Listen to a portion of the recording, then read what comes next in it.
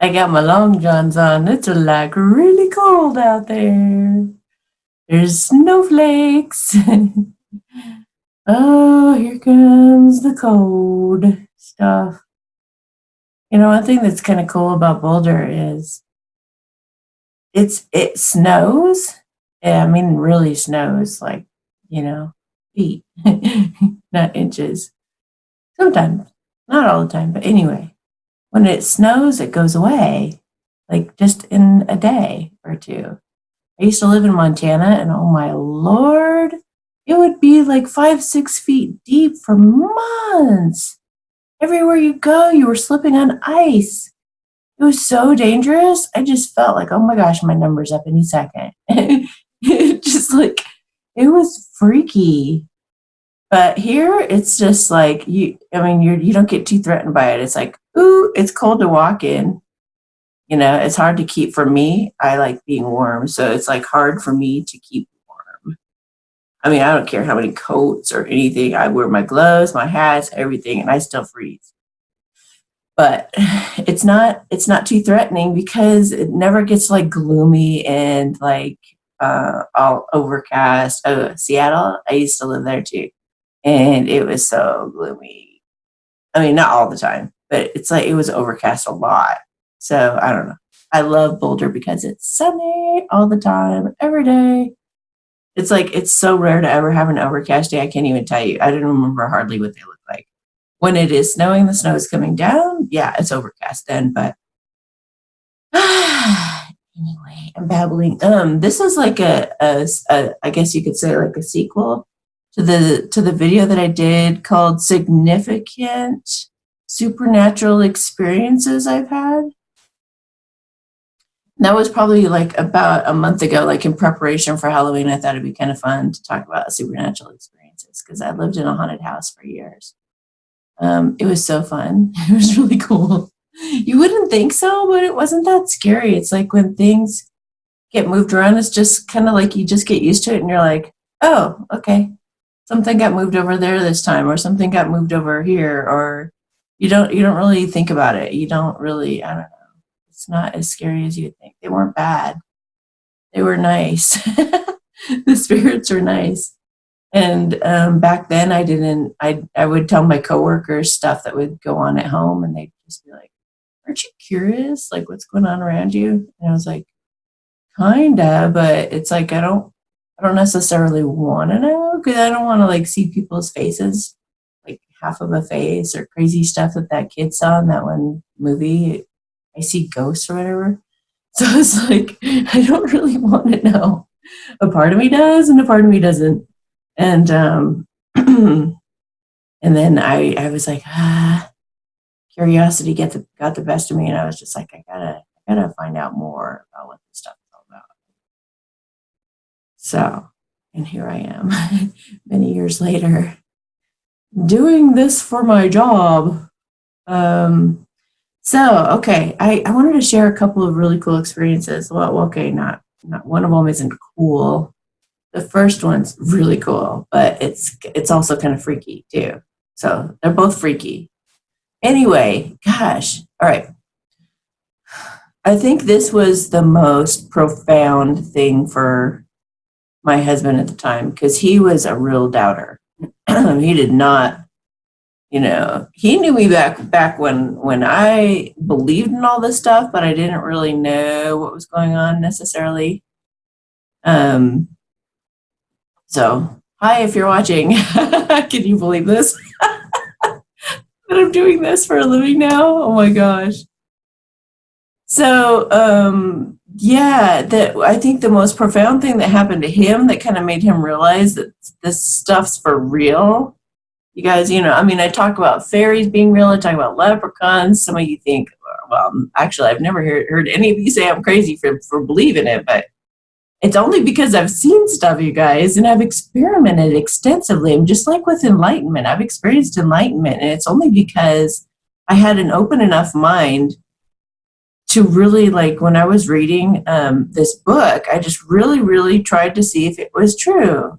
In the Bible, they call that a Berean of noble character, because I did my studying and my due diligence, and if he said what you look at, you become. And he tells you that you can, I'm talking about Eckhart Tolle's book, A New Earth, that when you stare at a flower, you become one with it, and you can feel its essence, and you can all of this stuff, right? I didn't just read that like a book. That's silly. I said, I wonder if that's true. So I went outside and I spent time in nature. I remember laying on my back on a bench, staring up at a tree. And I was like, it's not doing anything. It's not moving. I'm not seeing it do anything. I'm not really feeling anything either. I laid there I was determined, man. I was going to sit there like all day. I didn't care how long it took. I was going to see something or feel something. And sure enough, it was subtle at first, very, very subtle at first. And then I felt like I was like breathing with the tree. And I felt like it really felt me, and I really felt it. And then I started like looking around, and I started looking at other things. And I was like, oh, I feel one with that too. And then I started like really tripping out. And I kept reading the book, and I went back to it. I had put a marker in the book, bookmark, and went back and started reading other stuff. And I was like, well, I wonder if that's true. And I totally discovered it was. And I do that with nearly everything that I'm curious about. I don't just believe it necessarily. I go see if I can feel some truth to it. If I eventually change my mind, I'll admit that too. So I'm very open-minded. Anyway, so, but my husband at the time, not so much. He was like, I don't want to see, I don't want to know, I don't want to hear. He was like big time in denial. But this one day, he could not deny. Basically, we were taking a nap. And that's it. No, just kidding. That'd be really lame. That's it. So we were taking a nap, and we heard like scuffles out on the front porch. Like we had 3 German Shepherds. At the time we had 2 German Shepherds, and they were like scurrying around the front porch. And it was a wooden front porch, so you could hear it. And we were like, what is going on? And like the thought ran across my mind, they're after something. Like, I don't know, like a mouse or a rat or like, some kind of little thing, right? And then I got a little bit concerned, and I was like, I wonder if like a neighbor's rabbit or guinea pig or, some little kid's little animal got out or something. And so I was like, oh, shoot, we better go look, because we had a lot of kids in the neighborhood. And I mean, we had a fenced yard, so it would be weird that something would if it was small enough, it could. Anyway, I mean, you gotta, when you've got, I don't know, it's the responsible thing to do is to go look at what the heck's going on. So I went out there, and he stayed in bed, and I went out to the door, and it had like one of those windows that are like rectangular. It had like stained glass or something. No, it didn't have stained glass. It just was clear, so I could see out of it. So I almost didn't want to see, because if they had killed something and there was blood all over the place or something, I was very nervous that they had killed something or were killing something. And I could hear, because I could hear screaming, and it sounded like, at first it sounded like, I thought it was like neighborhood kids screaming, but not on the front porch. It's so hard to describe. It was teeny. It was like, like, but tiny, but, and there were like two voices.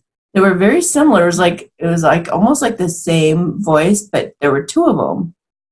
And it was tiny, and it was high, and so that I was like, okay, this has got to be an animal dying or something like that, right? So I go out to the window and I look, and all I see is my dog Charlie doing this, like on the doorstep. I was like, oh my God, I so don't want to open this door right now.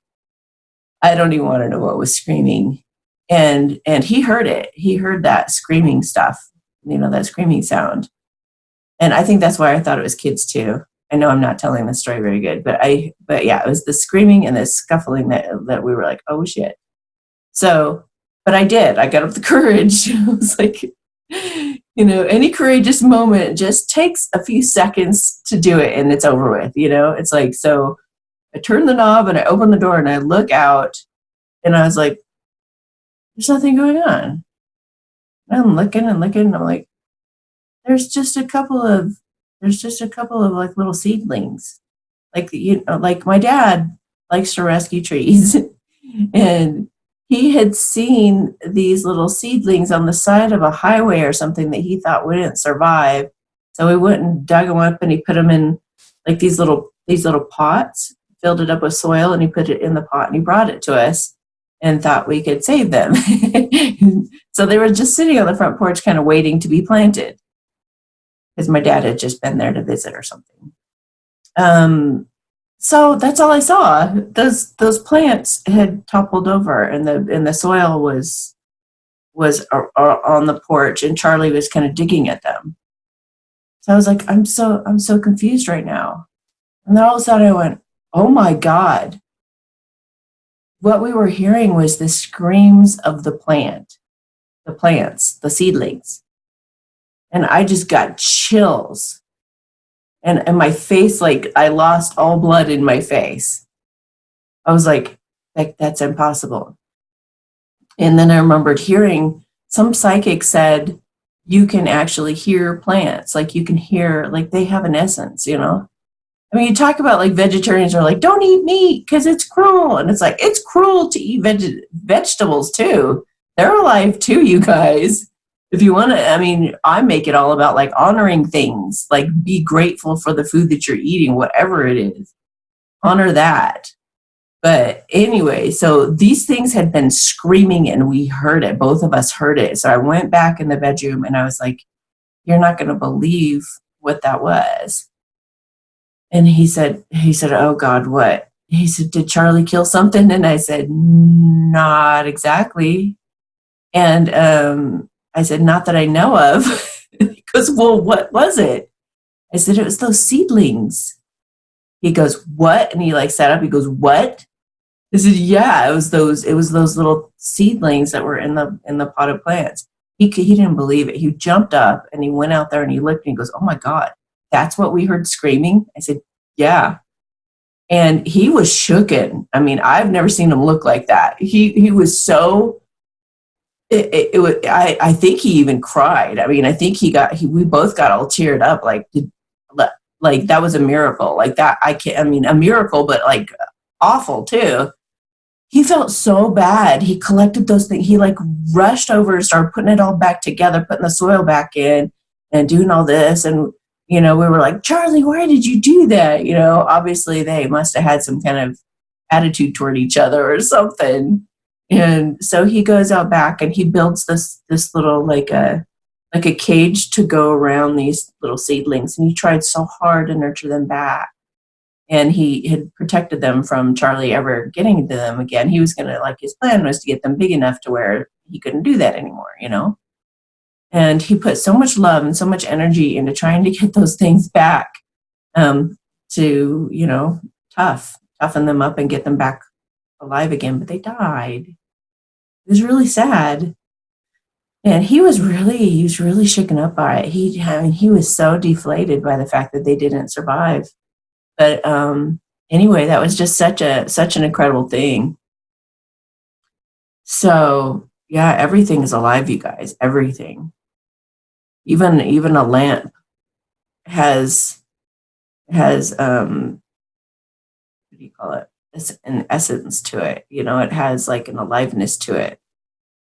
Everything does. That the decorations are back at me. They got energy to them. I can talk to like screws and bolts and nails and, anything.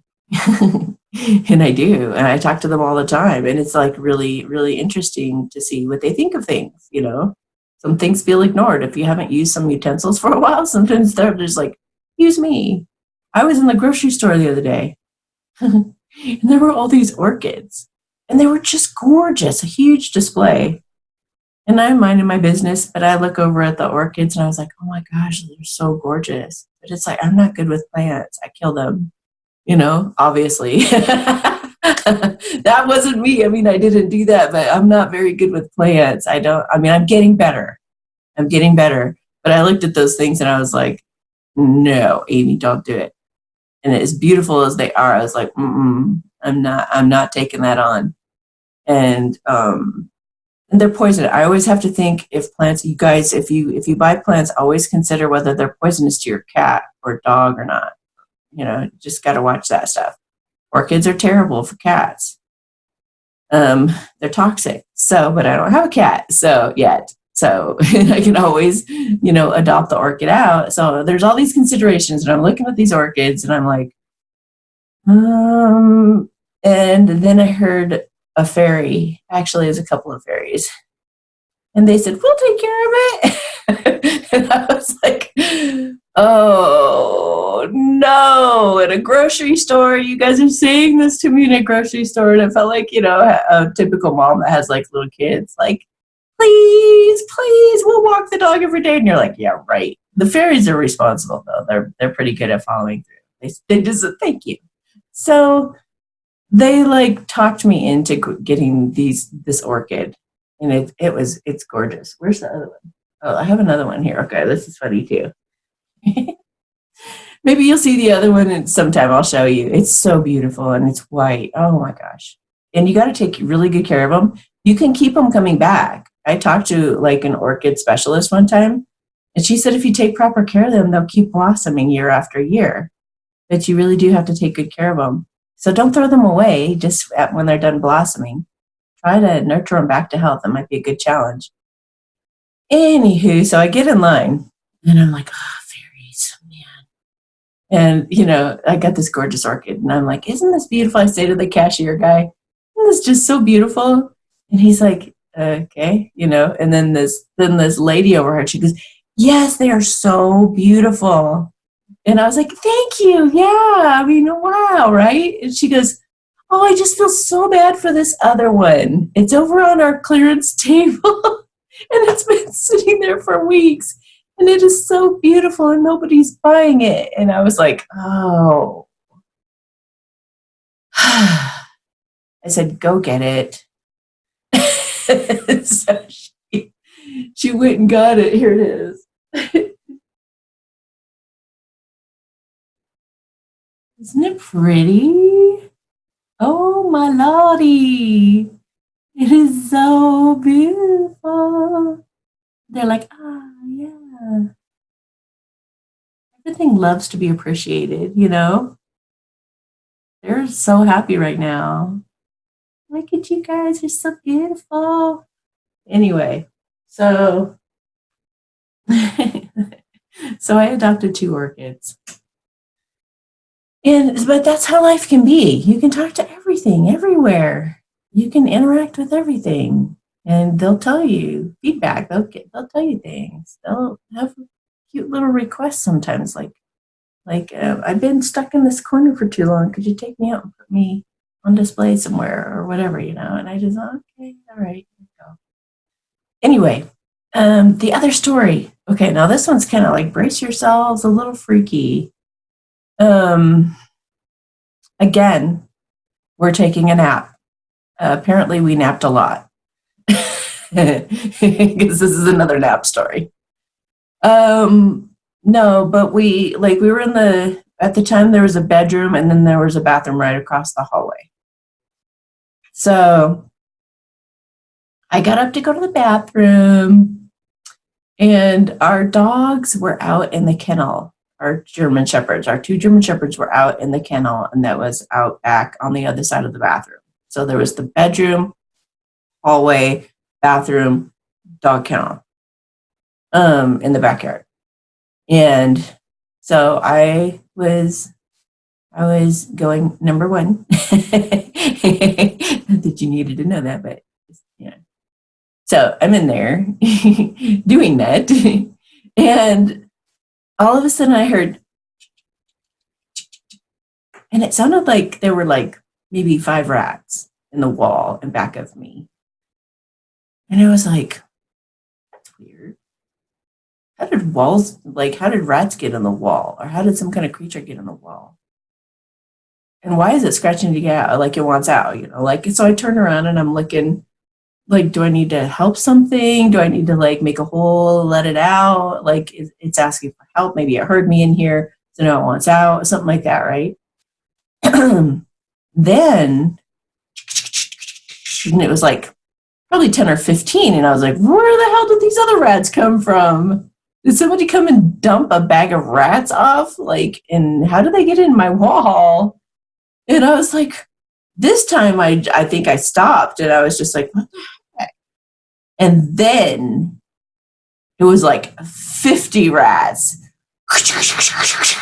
And I jump off the toilet at that point, and I like spun around and I'm looking at the wall like it's about to collapse. And I'm thinking, is there a natural disaster? Is there an earthquake? Are animals like flocking to break through my wall because they're panicking and freaking out? Are we having a flood? Like I had all kinds of things like running through my head, like what the hell is happening right now?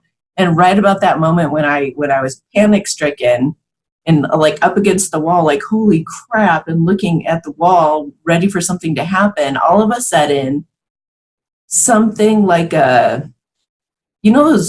things in Ghostbusters that ran down the hallway. They look like big dogs. They're all snarly and they're like huge, like probably, I don't know, 300 pounds or something. They were like, Wah. Whatever those creatures were, that's what it sounded like. Landed on the roof above my head. Yeah. And when whatever it was landed on the roof, it was like a huge thud. And then you could hear, and right when I heard the thud, my German Shepherds started going off like alarms, like, Bark! So whatever it was, they heard it too, or saw it, or both. So that's when I was like, oh my God, whatever's happening, it's like real. It's in the physical, I was like, something really frightening is happening. So this thing lands on the roof, and then you hear it. Sounded like it got on its butt because it was trying to grip onto the roof, and it was sliding. And I say that it was on its butt because you could tell that its claws were like really big, and it was trying to grip, but it was like the wrong way, if that makes sense. It was like it wasn't like, if it would have been on its fours, it would have been able to grab, but it was on its butt, so it was like going like this, like trying to, and you could hear the claws slipping, and it was like, oh shit, and you could tell it was like sliding down the roof, and it was super heavy, and it was, and then it just got quiet, and I was just like, where'd it go? Like it sounded like it slid down the roof on its butt, and then it was gone, that it fell, but I didn't hear a thud. So I couldn't tell, did it land on the ground or did it just disappear? So I ran into the bedroom and I looked out the window. That's where it sounded like it would have fallen or whatever. I didn't see the bushes rattling. I didn't see anything out in the yard. And yes, another courageous moment. I went to the front door. I peek out. Doesn't look like anything's happening. The dogs are going crazy. The dogs are like, let me the hell out of here. Mommy, let me out. I'm going to go after this thing. And so I was like, oh, but I couldn't go let them out without going outside. You know what I mean? I was like, I have to go out and see what's happening. So I opened the front door. Yes, my husband is still in bed, by the way. He wimped out. He stayed there. I go out the front door and I'm looking around. I don't see anything. I make my way over to the right in front of the house. Nothing. Went around the corner of the house. Nothing. Went all the way around. Got the dogs. Let them out. Whew. Nothing, though. Nothing. And that was it. And I go back inside and he said, what was that? And I said, I don't know. You heard it too? He goes, oh, yeah. He said, I was about to piss my pants. And I was like, he said, I thought it was the dogs, wrestling around in the house. And I was like, no, they were in the kennel. They were in the kennel. That's when he was just like, oh my God, the dogs were in the kennel. I was like, yes, didn't you hear them barking and freaking out there? And he's like, I didn't put two and two together. I was like, so like, what's happening? And I said, I know we do. And he goes, there was nothing out in the yard. And I said, no, I don't know. And then we looked at each other. We had watched all these like haunted shows and stuff like that. So we looked at each other. We were like, we are never to mention this again. As long as we live in this house, we will never mention that again, because whatever it is could come back. And it worked. We didn't talk about it again. We just like acted like it didn't happen, and it never came back. Whatever it was gone. To this day, we have no clue. It was some Ghostbuster dog thing landing on our roof with rats in the walls. That was the only really like it was like evil seeming thing that ever happened in that house, and we lived there almost 10 years. It was like 8 years, I think. It was a really beautiful, it was like a little cottage. I mean, there was like a little circle driveway at first, and I don't know, it was such a cool place. It was such a cool little place. Anyway, so there's the story that I promised to tell you in that last video. That was the scary story. Hope it wasn't too scary, but it was pretty freaky. I'm trying to think if there was anything else that was like all that alarming or anything in the house. No, I mean, I could tell you stories about other places, lots of stories about other places, but yeah, some of them are a little bit like, okay, well, okay, I could tell you this one. Let me think. There's certain parts I don't want to say. Okay, so I was a Bible talk leader. I was a Bible thumper for a while, and all of us like tended to live together, like in communities. We had all these single people who lived in all these single girls. Only girls lived together. Only boys lived together. So all of us girls, single girls, were in one place. All the single boys were like right down the street, which was always felt nice, because if you ever needed anything, they'd just come right over and help out. So I was praying in my closet. I had a huge walk-in closet it was huge. And then there was like, you go into this is so freaky. Like, I don't know what I was thinking. I would have been like really already kind of freaked out about this, but it was a huge closet that went back. I don't even know. It was like probably 5 by 10. And so it was like a long rectangle, and it was big. And at the end of it, there was like this little tiny little door. There was a little door that went into like an attic. So, but I got in the closet because I was like really going to do this very impactful prayer. Like this preacher or whatever he was called, pastor, preacher, whatever he was. I forget what they're called now. I haven't been to church for a long time. Whatever he was, he had like inspired me to like just get really just put it all out there with God, beg and plead and have this powerful prayer.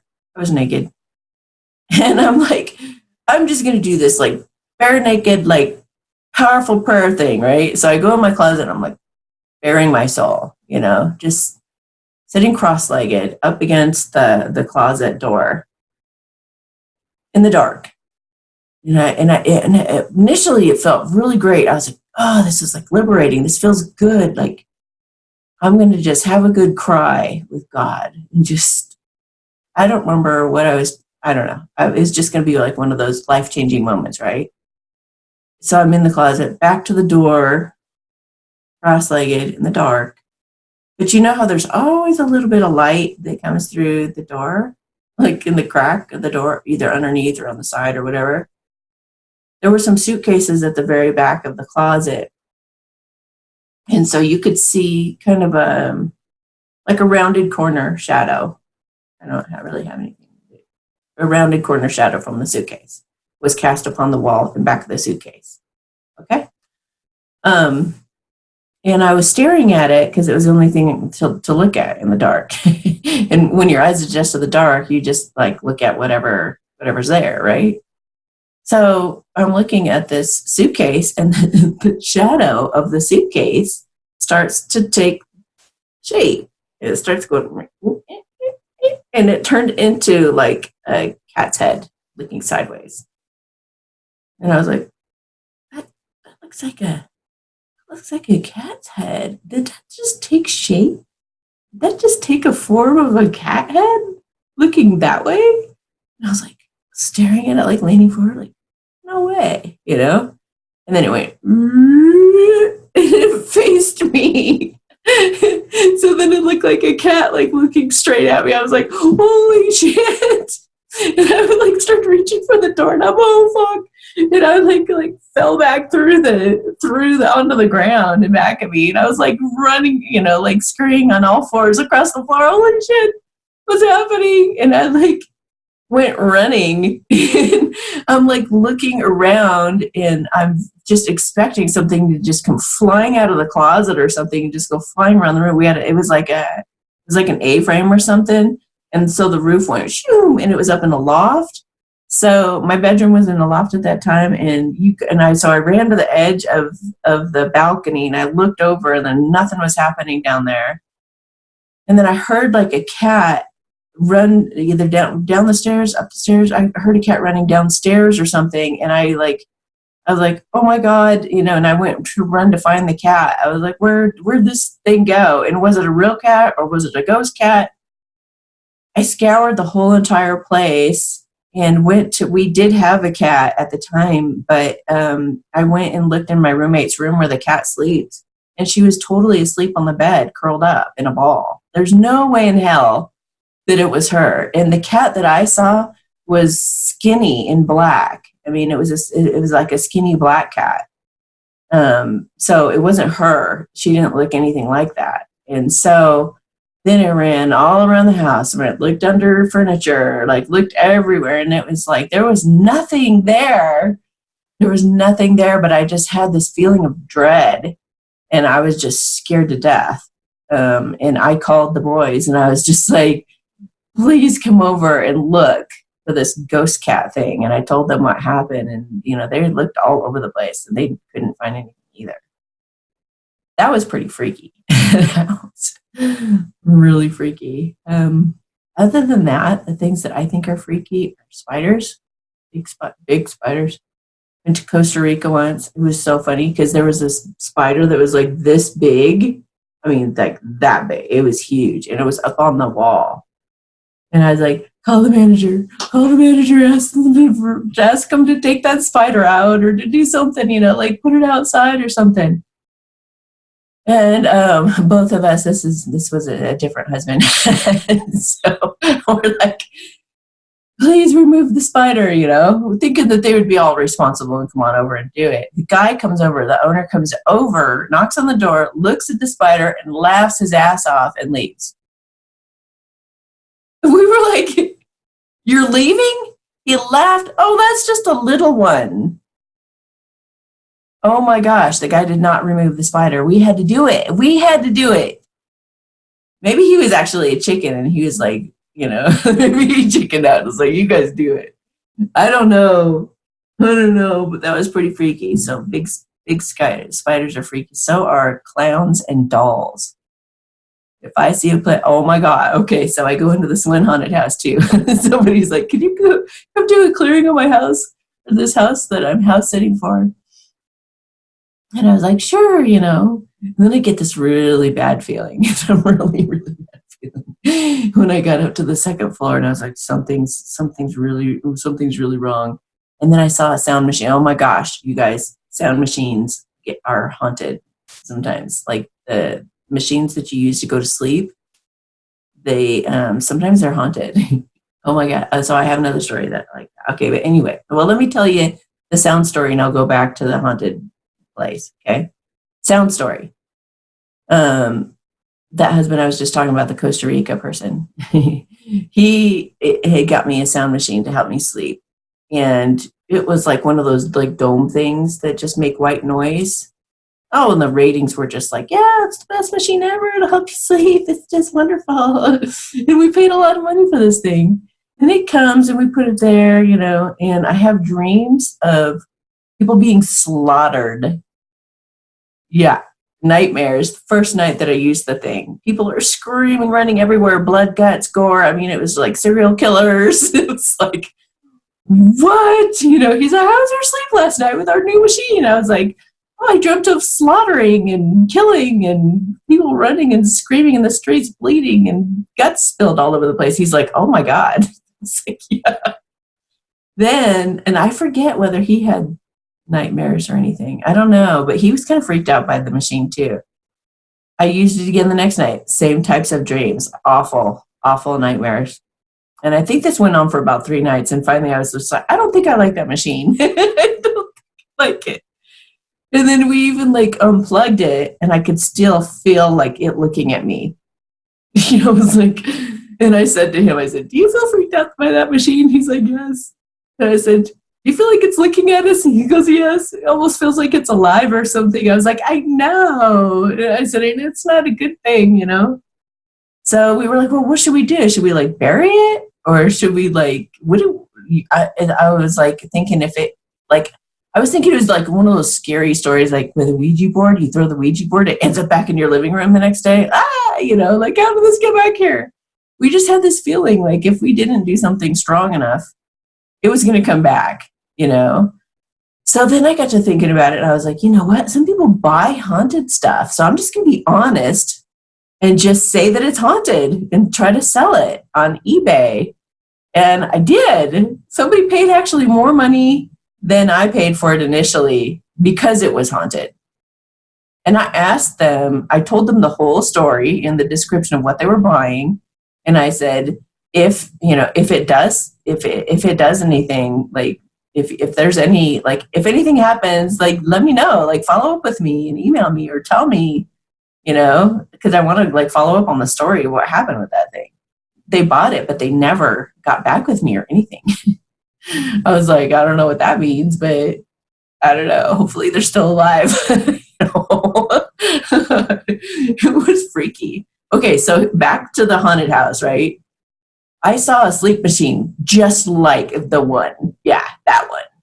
I mean, maybe they were the ones that bought it. I don't know. Oh my gosh, I just put the two together. Oh my Lord. So I see the sleep machine and I'm like, oh hell no. That thing's got to be a problem. You know, this thing's got to be a culprit, if not the culprit, right? So I take, this is so freaky. I take the sound machine, I look around, there's a closet in the hallway. I thought, okay, I'm going to go stick it in the closet. I open the door to the closet, and there's all these dolls. I was like, whoa! Shit. A closet full of dolls. What? Who has a closet full of dolls? You know, they're all face down. Oh my gosh. And I was like, what? And I like put the sound machine in there and shut the door. I was like, okay. You know, I acted very calm and cool, but the inside of me was like, ah! I was like, oh, closet full of dolls all facing down. Just put the sound machine in there. You know, I was like, oh gosh, I think I'm done. I think I want to go. And I went through and I did an investigation, a thorough investigation. Oh my gosh. Oh, and I couldn't even go down in the basement. No way. You know, you can be a ghost hunter. You can be a ghost hunter, or you can be, you know, you can be a smart ghost hunter, or you can be a really stupid ghost hunter. I was a smart one. You know, I did what I could. I did what I could to clear that energy, but there had to be like a lot more done there. And I think they needed a whole crew to come in, and it needed to involve the family who was not there at the time. So yeah. And I've got so many more stories that I won't get into, but there's some fun stuff for you today. And hope you guys are having a great Halloween season, going to some fun parties and stuff like that. I'm going to be at the Lighthouse on Halloween, may or may not be wearing a wig. So, yeah, might see you then. I have been booking up like crazy at the Lighthouse. I went in Saturday and she like, okay, Barbara was at the front desk. She works there with me. And she was joking with me Friday night. She goes, well, see you tomorrow. She goes, your whole day is completely booked already. And I said, really? And she goes, no, just kidding. And I was like, oh, I said, I wouldn't be surprised the way that it's been lately, you know. I come in the next morning and I'm completely booked. The whole day is completely booked. I felt really bad because I was like, oh, well, if somebody walks in, they're going to be told that they can't see me till probably like I think there were 3 time slots open, 1 in the afternoon and then 2 in the evening, like 6:30 at night. So if you guys want to come see me over at the Lighthouse, you guys better call them first, and you can even let them know you're coming weeks in advance. So I would advise it, or you might be disappointed to arrive and you don't get a time. So all right, yay! Oh, the number's down below for the Lighthouse. Yeah, all right. So have a beautiful and happy Halloween, and we'll see you guys later. I'm not very good at that. Boo. I'm not very good at that either. Well, yeah, sometimes I can be. All right. Bye.